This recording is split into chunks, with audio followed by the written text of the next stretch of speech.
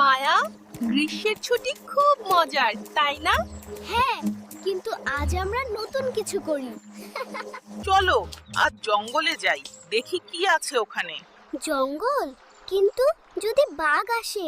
ভয় পাস না, আমি আছি তো, ব্যাগে টর্চও আছে। ঠিক আছে, তাহলে আমি বিস্কুট নিয়ে নিচ্ছি। দেখ, চারপাশে কত গাছ আর পাখি। ওই ঝোপে কে নড়ছে রে? এই একটা খরগোশ। মনে হই ও আমাদের কোথাও নিয়ে যেতে চায়। চলো না আজ জঙ্গলের দিকে আরেকটু এগিয়ে যাই। আচ্ছা চলো, খুব সাবধান। কি মজা হবে।